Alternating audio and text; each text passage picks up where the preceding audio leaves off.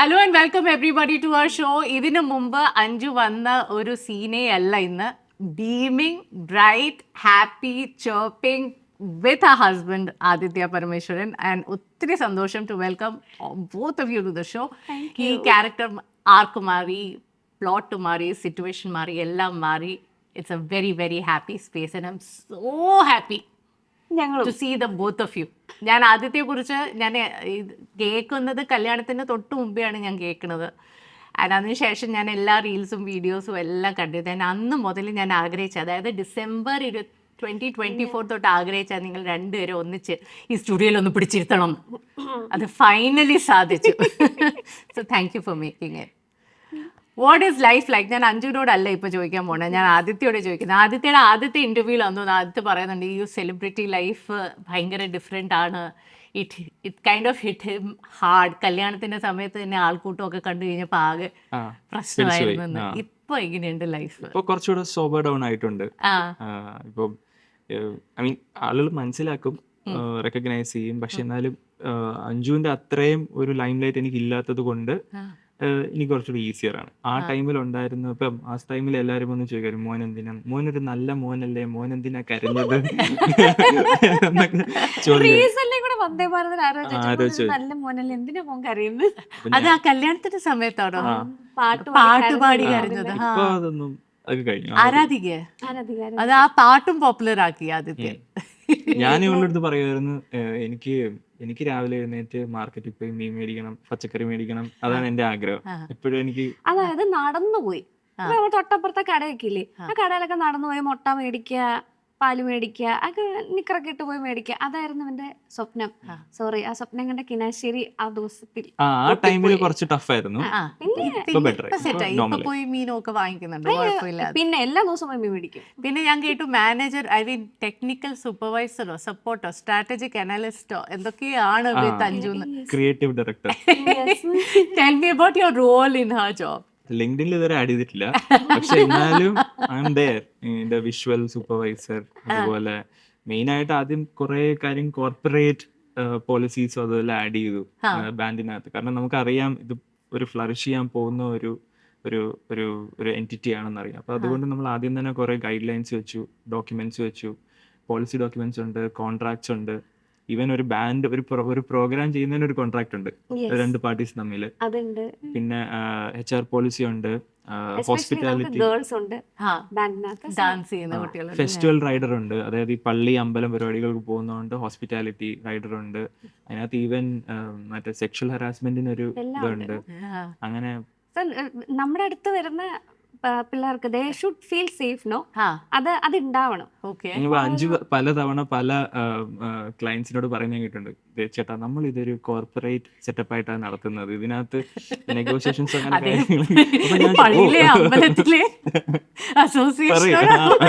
അപ്പൊ ഞാൻ വിളിക്കും നൈസ്. അപ്പൊ നിങ്ങൾ അല്ലെങ്കിൽ സൈൻ ചെയ്യാൻ പാടില്ലായിരുന്നു കോൺട്രാക്ട്, കോൺട്രാക്റ്റിൽ ക്ലിയർ ആയിട്ട് എഴുതിയിട്ടുണ്ട് ഇതൊക്കെ വേണം, വ്യക്തമായിട്ട് എഴുതിയിട്ടുണ്ട്. ഇതിന് മുമ്പൊന്നും ഉണ്ടായിരുന്നില്ലല്ലോ. അതെ, കോർപ്പറേറ്റ് തന്ത്രങ്ങൾ മെനഞ്ഞതാ. And how has life changed for you, Anju? Life is so good. Tell me more. Life ഭയങ്കര ഈസി ആയി. ഒരു മേജർ ചേഞ്ച് പറയുകയാണെങ്കിൽ, ഞാൻ കുറേ വർഷമായിട്ട് ഒറ്റയ്ക്കാണ് താമസിക്കുന്നത്. എൻ്റെ ഫ്രണ്ട്സിൻ്റെ കൂടെയൊക്കെ ഞാൻ താമസിച്ചിട്ടുണ്ട്, പക്ഷെ nobody waits for us, no. പിന്നെ അത് വേറൊരു ഫീലിംഗ് ആണ്. ഫ്രണ്ട്സുകളുടെ വീട്ടിൽ നമ്മൾ പോകുന്നത് ഒരു ഇതാണ്. പിന്നെ കുറച്ച് കഴിഞ്ഞപ്പോൾ ഞാൻ ഒറ്റയ്ക്ക് താമസമായി. അപ്പോൾ ഷോക്ക് പോയിട്ട് 2 മണി 3 മണിക്ക് വന്നാലും ഞാൻ ഒറ്റയ്ക്ക് വാതിൽ തുറന്ന് കയറുന്നു, എൻ്റെ ജോലിയൊക്കെ ചെയ്യുന്നു, കുളിക്കുന്നു, കിടക്കുന്നു. ഇത് തന്നെ. Now I can come back home to someone who is my home. So that is a pretty good feeling. Everybody should have something like that. ഈ ഹോം ഇസ് എ പേഴ്സൺ എന്ന് പറയുന്നത് പോലെ. Exactly. Finally I'm home. Nice nice. അതിന് തന്നെ emotional സാധനമൊക്കെ പറഞ്ഞു. Training വേറൊരു ലെവലിൽ നടത്തുന്നുണ്ടല്ലോ, പാട്ട് പാടുന്ന ട്രെയിനിങ്. ട്രെയിൻ ചെയ്യും. കാരണം മ്യൂസീഷ്യൻസ് എൻ്റെ അടുത്ത് വന്ന് പറയാറുണ്ട്, ചേട്ടൻ ചേച്ചിയുടെ കുറച്ച് ടെക്നിക്സ് ഒക്കെ പഠിച്ചാൽ നല്ലതായിരിക്കും, അപ്പൊ നോക്കി പഠിച്ചോ, കേട്ട് പഠിച്ചോ എന്നൊക്കെ പറയും. കാരണം ഇവൾക്ക് കുറെ ലിപ്ട്രൽസും ഇല്ല, നീ ഒരു നമുക്ക് വോക്കൽ ട്രെയിനിങ്ങും കാര്യങ്ങളൊക്കെ ഉണ്ടല്ലോ. ഡെയിലി അത് ചെയ്യും. ഡെയിലി റുട്ടീൻ ഉണ്ട്, ആദ്യത്തേക്ക് വോക്കൽ ട്രെയിനിങ് കൊടുക്കും. അപ്പൊ എന്റെ അടുത്ത് പറഞ്ഞു അത് ചെയ്യ്. അപ്പൊ ഞാനൊരു സർജറിക്ക് മുന്നേ ഒരു 2 months പ്രോപ്പർ ആയിട്ട് ചെയ്ത് നോക്കി. അപ്പൊ ഭയങ്കര ഡിഫറൻസ് ഉണ്ടായിരുന്നു. ആ ഒരു വോക്കൽ സിഗ്നേച്ചർ നല്ല മാറി. അപ്പൊ ഈ റീൽസ് പരിപാടി എന്നാ തുടങ്ങിയത്? റീൽസ് പരിപാടി റാൻഡം ആയിട്ട് ഏതോ ഒരു ദിവസം പാടാനായിട്ട് വിളിച്ചു. അപ്പൊ അങ്ങ് പാടി. ഏത് പാട്ടാണ് ആദ്യം പാടിയത്? ഏതോ പാട്ട്. പിന്നെ അത് നമുക്ക് ഒരു ഓഡിയൻസ് ഉണ്ട് അതിന്. അപ്പൊ നമ്മൾ ഇത് കൊള്ളാലോ, ഇത് കേൾക്കാൻ ആൾക്കാർ വരുന്നുണ്ട്. കുഴപ്പമില്ലാതെ പാടുന്നുണ്ട്, നന്നായിട്ട് പാടും. ഇപ്പൊ നല്ല പിക്കപ്പ് ആണല്ലോ, അടിപൊളിയായിട്ട് പാടും. അതിന്റെ പാടും നിങ്ങൾ രണ്ടുപേരും. നീ എന്ത് കൂളായിട്ടാ പറയണല്ലേ, ഒരു ടെൻഷനില്ല. ഇപ്പൊ നമ്മളിങ്ങനെ കാറിലൊക്കെ ഡ്രൈവ് ചെയ്യുമ്പോഴൊക്കെ നമ്മളിങ്ങനെ പാട്ട് പാടണമെന്ന് വിചാരിക്കും. പിന്നെ ഇവളെ കിട്ടത്തില്ല. ഇവളെ ഒരു 2 weeks കഴിഞ്ഞിട്ടേ കാണത്തുള്ളൂ. അപ്പൊ നമ്മൾ ആ പാട്ട് തന്നെ മറന്നു പോകും. ഇപ്പൊ ഞാൻ എന്ത് ചെയ്യുന്ന വെച്ചാൽ നമ്മൾ ഓർക്കുമ്പോ എഴുതി വെക്കും, ഈ പാട്ട് അടുത്ത് പാടണം. ഈ പാട്ട് ഫോണിലില്ല, ഇപ്പൊ ഞാൻ എഴുതി വെച്ചിട്ടില്ല. ഞാൻ ഇങ്ങനെ എവിടെയെങ്കിലും എഴുതി വെക്കും. അതായത് ഈ പാട്ടായിരിക്കും നമ്മുടെ അടുത്ത ഒരു പാട്ട് എന്നുള്ള രീതിയിൽ എഴുതി വെച്ചാൽ റീലിൽ ഇറക്കാനുള്ള പാട്ട്. റീലിന്റെ കാര്യത്തിൽ ആരാ കൂടുതൽ എന്തൂസിയാസ്റ്റിക്, ആദിത്യ ആണോ അഞ്ജു ആണോ? ഓക്കെ, പക്ഷെ സപ്പോർട്ടിംഗ് റൂൾ ഉണ്ട്. ഓക്കെ, പക്ഷെ പാടാൻ മടിയൊന്നുമില്ല, ഒരു മടിയില്ല. അത് എന്ത് മടുത്തിരിക്കുവാണെങ്കിലും വന്ന് പാടും. ഇപ്പൊ ഇന്നലെ ആക്ച്വലി നമ്മുടെ ഒരു പാട്ടിന്റെ റെക്കോർഡിംഗ് ഉണ്ട്. അപ്പൊ ആദ്യത്തെ ഒരു ഭാഗം അതിനകത്ത് പാടുന്നുണ്ട്. അപ്പൊ അതിനു വേണ്ടിയിട്ട് മടുത്ത് തീർന്നിരിക്കുക, ജോലി മീറ്റിംഗ്സും എല്ലാം കഴിഞ്ഞിട്ട് മടുത്തിരിക്കുക. അഞ്ചരയായപ്പോ എൻ്റെ കൂടെ നമ്മളുടെ നീ വന്നാൽ നമുക്ക് അതും കൂടെ ഒന്ന് നോക്കായിരുന്നു, സ്റ്റുഡിയോയിൽ ടൈം ഉണ്ടെന്ന് പറഞ്ഞു, നോക്കാന്ന് പറഞ്ഞു. അപ്പൊ തന്നെ ഇറങ്ങി പോകുന്നു. This is what I love about Aditya. He couldn't do it yesterday. കാരണം മടുത്തിരിക്കുക. അപ്പം പാടാൻ കയറി കഴിഞ്ഞപ്പോൾ എനിക്ക് മനസ്സിലായി it's not going to work, he's too tired to do this എന്നുള്ള. റെക്കോർഡിങ്സ് ഉള്ള ദിവസം നമ്മൾ ടയർഡ് ആയിട്ട് ചെന്നാൽ അത് വോയിസിൽ കാണിക്കും. അപ്പൊ അത് ചെയ്യാൻ പറ്റില്ല. പക്ഷെ he'll make an effort എല്ലാത്തിലും. ഞാൻ എപ്പോഴും ആൾക്കാരുടെ അടുത്ത് പറയും, ആദിത്യയിൽ എനിക്ക് ഏറ്റവും കൂടുതൽ ഇഷ്ടപ്പെട്ട ഒരു സംഭവമാണ് he'll make an effort. ഇപ്പൊ നമ്മളൊരു കാര്യം പറഞ്ഞു, എടാ എനിക്ക് ഇങ്ങനെ ഒരു സാധനം ഇങ്ങനെയാണ് എനിക്ക് വേണ്ടത്. ഇപ്പം നമ്മൾ കുറേ കാര്യങ്ങൾ നമ്മളിപ്പോൾ ഒരുമിച്ച് ജീവിക്കാൻ തുടങ്ങിയപ്പോൾ നമുക്കറിയാം. അല്ലാതെ നമ്മൾ ഞാൻ കുറച്ചും കൂടെ വോക്കൽ ആവാനും തുടങ്ങി. എൻ്റെ നീഡ്സ് എന്താണ്, എൻ്റെ ബൗണ്ടറീസ് എന്താണ്, എനിക്ക് കൃത്യമായിട്ട് അറിയാം എനിക്ക് എന്താ വേണ്ടതെന്നുള്ളത്. So I will make sure ഇത് ഒരാൾ മറ്റേ ഗണിച്ച് കണ്ടുപിടിക്കണം, അല്ലെങ്കിൽ ഊഹിച്ച് കണ്ടുപിടിക്കണം, ആ പോളിസി ഞാൻ വിട്ടു. എനിക്ക് ഇന്നതാണ് വേണ്ടത്, so you give me that. അത് ഞാൻ പറയും, പറഞ്ഞാൽ he'll make an effort. What is A request you made? എപ്പോഴാണ് ഇങ്ങനെ ഒരു ബൗണ്ടറി സെറ്റിങ്ങോ അല്ലെങ്കിൽ ഒരു നീഡിന്റെ കാര്യം പറഞ്ഞത്? ആദിത്യക്ക് അത് മനസ്സിലായോ when she said that? കാരണം പലപ്പോഴും ആണുങ്ങൾക്ക് ബൗണ്ടറി പറയുമ്പോൾ അതൊരു റിജക്ഷൻ ആയിട്ടാണ് തോന്നുന്നത്. ഇനി സ്പേസിന്റെ കാര്യം, അവൾക്ക് ചിലപ്പോൾ സ്പേസ് വേണ്ട ടൈംസ് ഉണ്ട്. അപ്പൊ ഞാൻ അവളെ മുറിക്കാത്തിരിക്കുവാണെങ്കിൽ ആ മുറിക്കകത്ത് ഇരുന്നോട്ടെ. ബിക്കോസ് അവൾക്ക് ആ ഒരു വലിയ ക്രൗഡിനെ കണ്ടിട്ട് തിരിച്ചു വന്നപ്പോ അവൾക്ക് ആ ഒരു സ്പേസ് വേണമെന്ന് അവൾ എന്നോട് വോക്കലി പറയും. ആദ്യമൊക്കെ ഇവള് വിചാരിച്ചു ഞാനിതെല്ലാം നോക്കി കണ്ട് ചെയ്യും, എന്നിട്ട് കുറച്ച് കോൺഫ്ലിക്ട്സ് ഒക്കെ ഉണ്ടായി ഈ ഒരു കേസിൽ. അപ്പൊ പിന്നെ പുള്ളിക്കാരിയുടെ കുറച്ച് രീതികളുണ്ട് അവൾ കുറെ നാളായിട്ട് ചെയ്തുകൊണ്ട് വരുന്നത്. അത് മോശമാണെന്നല്ല, പക്ഷെ അവളുടെ ഒരു സസ്റ്റൈനൻസിന് വേണ്ടി അവൾ ഉണ്ടാക്കിയെടുത്ത ഒരു റുട്ടീനാണ്. ലൈക്ക് ഇപ്പൊ എനിക്കൊരു ഷോ കഴിഞ്ഞിട്ട് വന്നാൽ നമ്മൾ ബാക്ക് ടു ബാക്ക് ഷോസ് ചെയ്തുകൊണ്ടിരിക്കുമ്പോൾ ഭയങ്കര നോയ്സ് ആയിരിക്കും തലയില്. തിരിച്ചു വരുമ്പോൾ ഇപ്പൊ നമ്മുടെ ബാൻഡിൽ ആരോട് ചോദിച്ചാലും അല്ലെങ്കിൽ ഈ ഒരു ഇൻഡസ്ട്രിയിൽ എന്റർടൈൻമെന്റ് ഇൻഡസ്ട്രിയിൽ നിൽക്കുന്ന ആൾക്കാരോട് ചോദിച്ചാൽ മതി, തിരിച്ചു വരുമ്പോൾ പീപ്പിൾ തിങ്ക് ദാറ്റ് നമ്മൾ തിരിച്ചു വന്നിട്ട് വിൽ ബി പാർട്ടി. നോ, നമുക്ക് സൈലൻസ് ആണ് വേണ്ടത്. We don't want to talk to anyone. നമ്മൾ അങ്ങോട്ട് പോകുന്ന എനർജിയിലായിരിക്കില്ല നമ്മൾ തിരിച്ചു വരുന്നത്. വി ഹാവ് എന്താ പറയുക, എല്ലാ സാധനവും നമ്മൾ അവിടെ കൊടുത്തു, എല്ലാം കൊടുത്തു. അഡ്രിനാലിൻ റഷ് ഇങ്ങനെ കൂടി തന്നെ ആയിരിക്കും നിൽക്കുന്നത്. We cannot sleep at that time. ആ ഒരു 2-3 മണിക്കൂർ ഉറങ്ങാനും പറ്റത്തില്ല ഇതിങ്ങനെ കയറി നിൽക്കുന്നതുകൊണ്ട്. പക്ഷെ ആർക്കും അങ്ങോട്ടും ഇങ്ങോട്ടും മിണ്ടാൻ പോലും വയ്യ.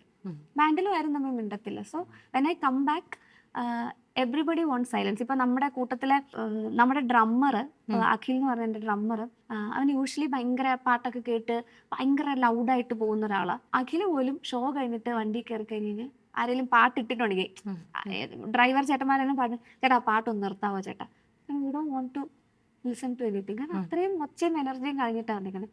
സോ അത് കഴിഞ്ഞ് തിരിച്ചു വരുമ്പോൾ I need my space. And what did you do? അറിയാത്ത സമയത്ത് ആദ്യം അറിയില്ലായിരുന്നു. അപ്പൊ അവനെ തോണ്ടി പുറകെ വരും. അവൻ ഔട്ട് ഓഫ് ലവ് ആണ്. ഞാൻ എപ്പോഴും പറയുമ്പോൾ ഗോൾഡൻ റിട്രീവർ എനർജിയാണ്. അവൻ എപ്പോഴും പുറകെ വരും. എനിക്കും 2-3 ദിവസമായിട്ട് ഇവിടെ കണ്ടിട്ടില്ലല്ലോ. എനിക്ക് കാര്യങ്ങളൊക്കെ ചോദിക്കാനും നെക്സ്റ്റ് ഡേ. അപ്പൊ നെക്സ്റ്റ് ഡേ ഇവക്കാണെങ്കിൽ ഇവളെപ്പോഴും പറയും വിരലിന്റെ അറ്റം വരെ പെയിൻ കാണും.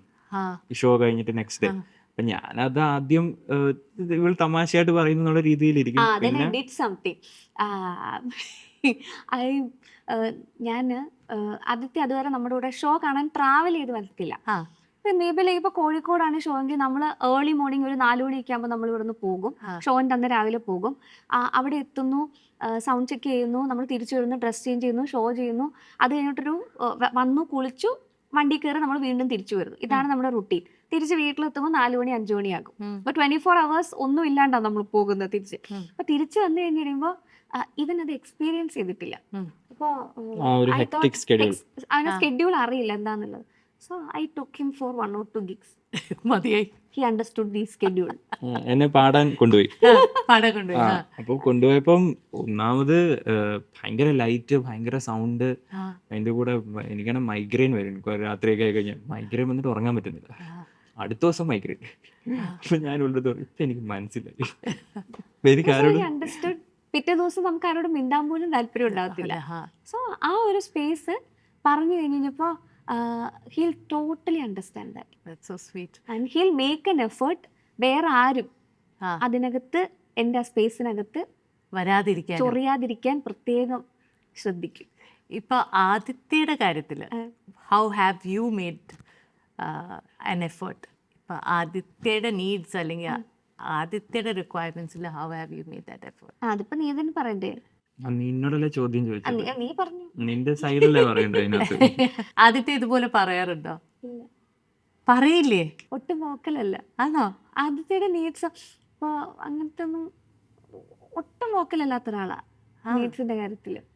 അല്ല, പക്ഷേ ഞാൻ എന്തെങ്കിലും പറഞ്ഞാൽ ഭയങ്കര സപ്പോർട്ടീവ് ആയിരിക്കും. ഇപ്പൊ ഞാൻ സാധാരണ ഇതിനെതിര് പറയേണ്ടതാണല്ലോ, ഇവിടെ എതിരൊന്നും പറയത്തില്ല ഒരിക്കലും.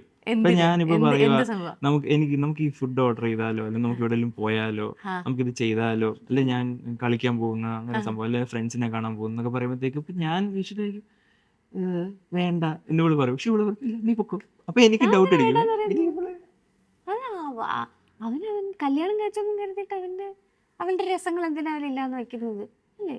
സോ ആ ഒരു കൺട്രോൾ ഒട്ടും തന്നെ ഇതിപ്പോൾ പുതിയതായിട്ട് വർക്ക് ചെയ്ത തെറപ്പിയിലൂടെ ഉണ്ടാക്കിയതാണോ? Or were you always this liberal with? നമ്മൾ തുടക്കം തൊട്ട് ഏകദേശം ഇങ്ങനെ തന്നെയായിരുന്നു. നമ്മൾ രണ്ടുപേരുടെയും സ്പേസ് രണ്ടുപേരും കൊടുക്കുമായിരുന്നു. അങ്ങനെ തന്നെയല്ലേ എനിക്കും ഇഷ്ടപ്പെട്ട കുറെ കാര്യങ്ങളുണ്ട്. ലൈക്ക് ആ ചില കാര്യങ്ങൾ അവർക്ക് ചെയ്യാൻ ഇഷ്ടമായിരിക്കത്തില്ല. എനിക്ക് ക്രിക്കറ്റ് ഇഷ്ടമല്ല എന്ന് വെച്ചാൽ കളിക്കാൻ പറ്റും, കളിക്കാനും ഇഷ്ടമല്ല. ഇവരുടെ കൂടെ ഒക്കെ പോകും ആണ്ടി സംക്രാന്തിക്കൊക്കെ, പക്ഷെ അല്ലാതെ എനിക്ക് അങ്ങനെ കണ്ടുകൊണ്ടിരിക്കാനില്ല. ഇപ്പൊ എല്ലാ ദിവസവും വൈകിട്ട് വൺസ് ഇൻ എ വൈലൊക്കെ ഇപ്പോൾ ഞാൻ കണ്ടിട്ടൊക്കെ ഉണ്ട്, പക്ഷെ അല്ലാതെ ഫുൾ ടൈം ഇത് കണ്ടുകൊണ്ടിരിക്കാനുള്ളൊരു ക്ഷമയോ ഇതൊന്നും എനിക്കില്ല. ഇവർക്ക് IPL വന്നാൽ പിന്നെ വൈകിട്ട് 6:30 തൊട്ട് എന്നും എന്തെങ്കിലും ഒരു സാധനം കാണും. ടെസ്റ്റ് ഞാൻ കണ്ടിട്ടുണ്ട്. ടെസ്റ്റ് ഡേറ്റ് ചെയ്യുന്നത് ഏതോ സമയത്തും ഡേറ്റ് ചെയ്യാൻ തുടങ്ങിയിട്ടില്ലെന്ന് തോന്നുന്നല്ലേ, അതിന് മുന്നേ നമ്മളെല്ലാവരും കൂടെ ഫ്രണ്ട്സ് എല്ലാവരും കൂടി ഇരിക്കുന്ന ദിവസം സാധാരണ ഇവന്മാരൊന്നും ഒരിക്കലും രാവിലെ 5:30 എഴുന്നേക്കത്തില്ല. ഒരു ദിവസം രാവിലെ 5:30 എഴുന്നേറ്റ് ഓസ്ട്രേലിയയിലെ മാച്ച് നടക്കുമ്പോ ടെസ്റ്റ്. ഓസ്ട്രേലിയൻ ടൈമിംഗ് ആണ്. അപ്പൊ ഞാൻ ഇത്രയും ഇഷ്ടമാ ക്രിക്കറ്റ്, അപ്പൊ ലെറ്റ് ദം ഡു അവരുടെ തിങ്. നിങ്ങളുടെ രണ്ടുപേരുടെ അടി എന്തുമായിരുന്നു ആദ്യത്തെ? ഓർമ്മയില്ല, പഴയ പോലെ ഓർമ്മ. അടിയിട്ടാൽ ആരാദ്യം പാച്ചപ്പ് ചെയ്യുന്നത്? അയച്ചൂടാ. അഞ്ചു നിനക്ക് ഇത്ര വാശിയുണ്ടോ? പിന്നെ ഞാൻ വാശിക്കാരിയാ, കുഞ്ഞിലേ ഞാൻ വാശിക്കാരിയാ. പിടിച്ചെടുത്ത് നിൽക്കും. ഓ, എന്നാ പിന്നെ പ്രശ്നമില്ല. ആണുങ്ങൾക്ക് വാശിയില്ലെങ്കിൽ വലിയ പ്രശ്നമില്ല. ഇല്ല, ഒട്ടും വാശിയില്ലാത്ത ആളാ. ഇടയ്ക്ക് വല്ലപ്പോഴും കൊല്ലത്തിൽ ഒരു പ്രാവശ്യമേ ടച്ച് കൊടുത്തേമേ, കൊല്ലത്തിൽ ഒരു പ്രാവശ്യമേ ഒരു മേജർ വഴക്ക്. കാരണം എനിക്കും ദേഷ്യം വരും. ഇവനും ദേഷ്യം വരുന്ന ഒരു വഴക്കേ ഉള്ളൂ. ഒരു വർഷത്തെ ഒരിക്കൽ കാണും. വർഷത്തിൽ ഒരിക്കല അത്രയും വരത്തുള്ളൂ. വർഷത്തിൽ ഒരിക്കല അതിന്റെ ഒരു പാറ്റേൺ. അത് നമ്മളിങ്ങനെ വഴക്കിങ്ങനെ ഭയങ്കര ഇങ്ങനെ മൂർച്ഛിച്ച് വരുമ്പോഴത്തേക്ക് നമ്മളാരെങ്കിലും പറയും ഓക്കെ ടൈം ഔട്ട്, അപ്പൊ നിർത്താം, എന്നിട്ട് എന്നിട്ട് ഇറങ്ങിപ്പോ. ഇതൊരു ചെറിയ കാര്യമല്ല കേട്ടോ.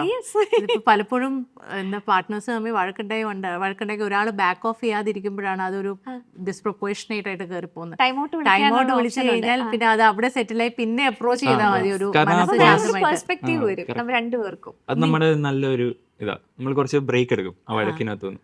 ബ്രേക്ക് എടുത്ത് അപ്പൊ നമ്മളൊരു വീട്ടിൽ തന്നെയാണല്ലോ, പക്ഷെ എന്നാലും നമ്മൾ ചിരി വരും. കുറച്ചു നേരം കഴിയുമ്പോൾ ദേശത്തിന്റെ ഇടയ്ക്കും ചിരി വരും. ഭയങ്കര സിവിലാണല്ലോ. പക്ഷെ നമുക്ക് വി ഹാവ് സർട്ടൻ റൂൾസ്. ഈ വഴക്കിന്റെ കാര്യത്തിൽ ഒന്ന് നമുക്ക് എപ്പോ വേണമെങ്കിലും ടൈം ഔട്ട് വിളിക്കാം, ഓക്കെ. അതിനുള്ള ഓപ്ഷൻ ഉണ്ട്. രണ്ടാമത്തത് പറ്റുവാണെങ്കിൽ ആ ദിവസം തന്നെ തീർക്കും ഓക്കെ. വഴക്ക്. ഉം. വളരെ റെയർ ആയിട്ടേ ഒരു എനിക്ക് ദിവസം. ഒരു പിന്നെ തവണ നമുക്ക് മിണ്ടാൻ അവസരമില്ലാത്ത ദിവസങ്ങളിലായിരിക്കും, നേരമില്ലാത്ത ദിവസങ്ങളിലാണ് ഇത് 1-2 ദിവസം ആയി പോകുന്നത്. അതുപോലെ ഒത്തിരി യാത്ര ചെയ്യുന്ന ഒരു പാർട്ട്ണർ ആയതുകൊണ്ടും അല്ലാതെ ഷോസ് മാത്രമല്ല, ഇപ്പം ആദ്യത്തെ ആണെങ്കിലും ഇടയ്ക്കിടയ്ക്ക് പോയി യാത്ര ചെയ്യുന്നുണ്ട് ജോലി സംബന്ധമായിട്ട്. അപ്പോൾ do you feel that it is important to stay connected? Like Asha Sarath പറഞ്ഞത് എനിക്ക് ഭയങ്കര ബ്യൂട്ടിഫുൾ ആയിട്ട് തോന്നി. എല്ലാ ദിവസവും രാവിലെ അദ്ദേഹത്തിൻ്റെ ഹസ്ബൻഡിൻ്റെ ഒരു മെസ്സേജ് കാണും, ഒരു good morning message. He will stay and she keeps calling him throughout the day. അപ്പോൾ they stay connected with each other. Is that a big part of managing a relationship which is so... അത് നമ്മളും ചെയ്യും. Hmm. രാവിലെ തന്നെ message അയക്കും. എന്നിട്ട് രാവിലെ message അയക്കുമ്പോൾ ഉറക്കത്തില് ഒരു ഗുഡ് മോർണിംഗ് എന്ന് അയച്ചിട്ട് ഒരു സ്മൈലി ഇടാൻ മറന്നുപോയാൽ അപ്പൊ വിളിക്കുള്ളൂ, നീ സ്മൈലി ഇടത്. അപ്പൊ ഞാൻ ഉറക്കത്തിലായിരിക്കും. 2 ഹാർട്ടിന്റെ സിമ്പിൾ വരണം. ഞാൻ പറയുന്ന രീതിയിൽ 2 ലവ് ചിഹ്നം വരണം. ലവ് ചിഹ്നം ലവ് ചിഹ്നം വരണം. ആ ലവ് ചിഹ്നം സ്ഥിരം അയക്കുന്നതാ. അതെന്തല്ലോ അപ്പൊ ലവ് ചിഹ്നം ഇട്ടില്ലെങ്കിലുള്ള അർത്ഥം എന്താ? മൂഡ് ശരിയല്ല, മൂഡ് ശരിയല്ല എന്നുള്ളതല്ല. അപ്പൊ തന്നെ ഞാൻ വിളിച്ചു നോക്കി, എന്താ ലവ് ചിഹ്നം ഇല്ലാത്ത എന്താന്ന്, അല്ലെങ്കിൽ അപ്പൊ തന്നെ ചോദിക്കും എന്താ ലവ് ചിഹ്നം ഇല്ലാത്ത, നിൽക്കുമ്പോ തന്നെ ഒരു 3-4 ലവ് ചിഹ്നം. അപ്പൊ ഓക്കെ. പിന്നെ ഇവളുടെ കയ്യിൽ നിന്ന് കിട്ടിയ ഒരു നല്ല ഒരു നല്ല ഒരു ഹാബിറ്റാണ്. എവിടെ പോയാലും ചുമ്മാ എവിടെയെങ്കിലും പോകുവാണെങ്കിൽ തന്നെ അതിന്റെ മെസ്സേജ് അയക്കും. ഞാൻ ഇന്ന സ്ഥലത്ത് പോകുക, ഞാൻ ഇന്നടത്ത് എത്തിയിട്ടുണ്ട്, അതിങ്ങനെ അപ്ഡേറ്റ് ചെയ്തുകൊണ്ടിരിക്കും. അപ്പൊ ഞാൻ പണ്ട് ഓർക്കും എന്തിനാ ഇതൊക്കെ അപ്ഡേറ്റ് ചെയ്യുന്നത്, കാരണം എന്റെ പേരൻസ് അങ്ങനെ അപ്ഡേറ്റ് ചെയ്യത്തില്ല. അവര് തമ്മിൽ അവരെവിടെയൊക്കെ പോയാൽ ദിവസത്തിൽ ഒരിക്കൽ വല്ല അപ്ഡേഷൻ ഒക്കെ ഉള്ളൂ. പക്ഷെ ഇവള് ഇപ്പൊ ഞാൻ കുറെ അപ്ഡേറ്റ് ചെയ്യത്തില്ലായിരുന്നു ആദ്യം, പക്ഷെ ഇവള് കറക്റ്റ് ആയിട്ട് തിരിച്ച് അപ്ഡേറ്റ് ചെയ്യുന്നത് കൊണ്ട് ഇപ്പൊ ഞാനും അപ്ഡേറ്റ് ചെയ്യും, which is a very good thing. Partner to know that ഞാൻ ഇന്നടത്തുണ്ട്. ഇപ്പൊ എന്റേത് മേ ബി ചിലപ്പോ ഒരു ഇച്ചിരി ഒരാളെങ്കിലും അറിഞ്ഞിരിക്കണം ഞാൻ എവിടാന്നുള്ള ഇതിലാണ് എന്റെ. അതൊരു സേഫ്റ്റി പെർസ്പെക്റ്റീവ് ഇമ്പോർട്ടന്റ്. നീ അല്ലേ എന്റെ അടുത്ത് പറഞ്ഞ ബാരക് ഒബാമയുടെ ആ ഒരു കേസ്, മിഷേൽ ഒബാമയ്ക്ക് അയാൾക്ക് മെസ്സേജ് അയക്കാമെങ്കിൽ നിനക്ക് എന്താ മെസ്സേജ് അയച്ചാലെന്ന്, അങ്ങനെ ഒരു സംഭവം നടന്നിട്ടുണ്ട്. പുള്ളി എപ്പോഴും മെസ്സേജ് അയക്കും. ശരിയാ, കാരണം അതൊരു ചെറിയൊരു ഒരു 1 or 2 സെക്കൻഡ്സിന്റെ കാര്യമല്ലേ ഉള്ളൂ. ജസ്റ്റ് അപ്ഡേറ്റ് ചെയ്താൽ കീപ്പിംഗ് യുവർ പാർട്ട്ണർ അപ്ഡേറ്റഡ്, എന്താണ് നടക്കുന്നതെന്നുള്ളത്. ഇപ്പൊ നമ്മള് ഞാനില്ലാതെ ഓഫീസിന്റെ ഇവരെല്ലാരും കൂടി ഡിന്നറിനും ഒക്കെ പോകാറുണ്ട്. പിന്നെ ഒരു ആവശ്യമില്ല അവിടെ നിന്ന് എന്നെ വീഡിയോ കോൾ വിളിക്കേണ്ടത്. He will make sure that ഒരു വീഡിയോ കോൾ എനിക്കുണ്ടാകും. ഇതുപോലെ തന്നെ ഷോയ്ക്ക് കയറുന്നതിന് മുന്നേ ഞാൻ മറ്റേ മേക്കപ്പ് ഒക്കെ ഇട്ട് നല്ല സുന്ദരിയായെന്ന് എനിക്ക് തന്നെ തോന്നിയ അപ്പൊ തന്നെ തോന്നും, അത് വേറെ കാര്യം, അപ്പൊ തന്നെ വിളിക്കും. ഹലോ, ഇച്ചിരി എക്സ്ട്രാ ബ്യൂട്ടി ഉണ്ട്, അത് കാണിക്കാൻ. അല്ല, ബേസിക്കലി അതൊരു ആസ് എ പാർട്ട്ണർ അത് ഞങ്ങൾ രണ്ടുപേരും ഇടുന്ന എഫേർട്ടാണ്. ആ എഫേർട്ടിന് അതിന്റേതായ ഒരു ഫ്രൂട്ട് നമുക്ക് രണ്ടുപേർക്കും ചെയ്യേണ്ട ആവശ്യമില്ല ശരിക്ക്. അത് ചെയ്തില്ലെങ്കിലും പലപ്പോഴും ഒരു പ്രശ്നം വരാറുമില്ല, ഓടും. പക്ഷെ എന്നാലും ചെയ്യുന്നത് കൊണ്ട് പിന്നെ ഞാൻ എപ്പോ ഒറ്റയ്ക്ക് ഇരുന്ന് കഴിച്ചാലും ഐ മേക്ക് ഷുവർ ദാറ്റ് അവളും കഴിച്ചോന്ന് ഞാൻ വിളിച്ചു ചോദിക്കും. അപ്പൊ അവൾക്ക് തിരക്കായിരിക്കും. ഇപ്പൊ എനിക്കെന്താ, ഞാൻ ഓഫീസിലൊക്കെ തിരക്കിനകത്ത് നിൽക്കുമായിരിക്കും, അപ്പോൾ അവള് വിളിക്കും, നീ കഴിച്ചായിരുന്നോ എന്ന് വിളിച്ചു ചോദിക്കും. അത്ര ചോദിക്കത്തുള്ളൂ, എന്നിട്ട് വെക്കും ഫോൺ. അല്ലാതെ അതിക്കുള്ളൊന്നും ഇല്ല, വിളിക്കുക. You know, when people get married initially, like it's not about marriage or dating or living together. പക്ഷേ ഒരു വീട്ടിനകത്തെ ലോജിസ്റ്റിക്സ് വരുമ്പോഴാണ് പലപ്പോഴും ഒരു മിസ്മാച്ച് ഉണ്ടാവുക. ആരേത് ജോലി നോക്കുന്നു, ആരെത്ര ലോഡ് എടുക്കുന്നു, ആരെത്ര ഷെയർ ചെയ്യുന്നു, അൺഈവൻ ആയിട്ടുള്ളൊരു ലോഡുണ്ടോ? How do you navigate this? നമ്മൾ താങ്ക്ഫുള്ളി ആദ്യം തൊട്ടേ നല്ലോണം ജോലി ചെയ്ത് ശീലമുള്ള ഒരാള്. ഒറ്റയ്ക്ക് കുറെ താമസിക്കുന്നതുകൊണ്ട് ഹി കുക്സ്, ഹി ക്ലീൻസ്, ഇതെല്ലാം ഉണ്ട്. സെൽഫ് സഫിഷ്യന്റ് ആണ്. എനിക്ക് തോന്നുന്നു അതിന് സ്പെഷ്യൽ താങ്ക്സ് ടു ആദിത്യയുടെ അമ്മയും ഗിരിജാന്റിക്കും ഉണ്ട് ഒരു വലിയൊരു പങ്ക്. രണ്ട് വർക്കിംഗ് പേരൻസ് ആണ്, രാവിലെ പറഞ്ഞിട്ട് പോയാൽ ഞാൻ അതെല്ലാം ചെയ്തു. അപ്പോ സോ ഹി നോസ്. അപ്പോൾ എനിക്കങ്ങനെ പ്രത്യേകിച്ച് പറയേണ്ട ഒരു ആവശ്യം വന്നിട്ടില്ല. പിന്നെ ചില കാര്യങ്ങള് എന്റെ രീതിക്കല്ലാത്ത ചില സാധനങ്ങൾ, വൃത്തിയാക്കൽ അങ്ങനത്തെ സാധനങ്ങൾ മാത്രമേ എനിക്ക് പറയേണ്ടി വരത്തുള്ളൂ. ഇപ്പോഴും ഒരിക്കലും ഇപ്പൊ ഞാൻ തുണി അലക്കാൻ ഇട്ടിട്ടുണ്ടെങ്കിൽ ഞാനത് വിരിക്കാൻ പറയേണ്ട ആവശ്യമില്ല. അല്ലെങ്കിൽ നമ്മൾ എടാ ഒന്ന് വിരിച്ചേക്കണേ, ഒന്ന് ജസ്റ്റ് ഒന്ന് റിമൈൻഡ്, ഇപ്പൊ ഞാൻ എവിടേക്കെങ്കിലും ഇറങ്ങാൻ നിൽക്കുകയാണെങ്കിൽ എടാ അതായിട്ടില്ല, ഒന്ന് വിരിച്ചേക്കണേ എന്ന് പറഞ്ഞാൽ അത് വിരിച്ചിട്ടുണ്ടാവും. അല്ലെങ്കിൽ ഞാൻ പറയാതെ തന്നെ അത് ഓൾറെഡി ചെയ്തിട്ടുണ്ടാവും. ഇപ്പൊ ഞാനായിരിക്കും കുക്ക് ചെയ്യുന്നതെങ്കിൽ he will make sure that എന്റെ കയ്യിലിരിക്കുന്ന നമ്മൾ ഒരുമിച്ചായിരിക്കും ലഞ്ച് കഴിക്കുന്ന പാത്രം പോലും കഴുകാൻ സമ്മതിക്കത്തില്ല. I don't like someone else washing my എന്റെ കഴിച്ച പ്ലേറ്റ് കഴുകുന്നത് എനിക്ക് ഇഷ്ടമല്ല. പക്ഷെ ഇവനത് എടുത്തുകൊണ്ട് പോയി കാരണം അവളാ മറ്റേ എഫോർട്ട് ഇട്ടല്ലോ, അപ്പൊ ഞാൻ ബാലൻസ് ചെയ്യണം. പറയേണ്ട ആവശ്യമില്ല. പറയാതെ തന്നെ ഇതിപ്പോ ഇവള് പറഞ്ഞപ്പോഴാണ് ഞാനത് റിയലൈസ് ചെയ്യുന്നത്. ശരി, അതാണ് നമുക്ക് അങ്ങനെ ഒരു റുട്ടീൻ ഉണ്ട്. ഇതൊന്നും നമ്മൾ പറഞ്ഞിട്ടില്ല. ശരിയാ പറയാതെ തന്നെ ചെയ്യുന്ന സാധനങ്ങളാ. കാരണം ഇതെനിക്ക് അതിശയം തോന്നുന്നത്. എൻ്റെ സിസ്റ്റർ എൻ്റെ അടുത്ത് വന്ന് താമസിച്ചപ്പോൾ അവള് വീട്ടിലിരുന്നിട്ട്, അവളുടെ ഹസ്ബൻഡ് ബോംബെയിലായിരുന്നു, പക്ഷെ അവള് വീട്ടിലിരുന്നിട്ട് ഫുഡ് ഓർഡർ ചെയ്യാണ്. വെജിറ്റബിൾസും ഗ്രോസറീസ് എല്ലാം എൻ്റെ അടുത്തിരുന്നിട്ട് ഓർഡർ ചെയ്യും. അപ്പം ഞാൻ പറഞ്ഞു, നീ എന്തിനാ ഇവിടെ ഇരുന്നിട്ട് ഓർഡർ ചെയ്യുന്നത്? പുള്ളിക്കാരൻ അവിടെയല്ലേ, പുള്ളിക്കാരൻ ഓർഡർ ചെയ്യൂലേ വീട്ടിൽ എന്താ വേണ്ടതെന്ന് വെച്ച്. പുള്ളി പറഞ്ഞു, അല്ല, ഞങ്ങൾ എല്ലാ ജോബ്സും ഡിവൈഡ് ചെയ്തിരിക്കുകയാണ്. അപ്പോൾ അങ്ങനെ ആഴ്ചയിൽ 3 ദിവസം ഒരാൾ ബ്രേക്ക്ഫാസ്റ്റ് ഉണ്ടാക്കുന്നു, മറ്റേ ആൾ വേറെ 3 ദിവസം വീട്ടിലെ എല്ലാ ജോലികളും ഡിവൈഡ് ചെയ്തിട്ടാണ് അവർ ആ വീട് മാനേജ് ചെയ്യുന്നത്. And I thought it was so beautiful compare to ആ ജനറേഷൻ. അല്ലെങ്കിൽ എന്നെക്കാളും സീനിയർ ആയിട്ടുള്ള ജനറേഷനിൽ ആ ഒരു എന്താ പറയുക, ഈക്വലായിട്ട് റെസ്പോൺസിബിലിറ്റീസ്, വീട്ടിലെ റെസ്പോൺസിബിലിറ്റീസ് ഷെയർ ചെയ്യുന്നത് വളരെ കുറവാണ്. എനിക്ക് തോന്നുന്നത് ഇപ്പൊ എപ്പോഴും നമുക്ക് 50-50 ആവാൻ പറ്റത്തില്ല. തിങ് അബൌട്ട് മാരേജസ് ചില ദിവസം ഞാൻ 90 ഇവൻ 10 ആയിരിക്കും, പല ദിവസങ്ങളിൽ ഞാൻ 5 ഇവനായിരിക്കും 95. അപ്പോ സോ അത് പറയാതെ തന്നെ അത് മനസ്സിലാവുന്നുണ്ട്. അപ്പൊ എനിക്കൊരിക്കലും ഞാൻ പുറത്തേക്ക് ഒരു ഷോയ്ക്കോ എന്തിനെങ്കിലും പോകുമ്പോ I never worried about how the house is going to be running, because there's somebody who is taking responsibility. He's very responsible അങ്ങനത്തെ കാര്യത്തിൽ എല്ലാത്തിലും. He is very responsible. Basically നല്ല റെസ്പോൺസിബിൾ ആയിട്ടുള്ള ഒരു ഹ്യൂമൻ ബീയിങ്.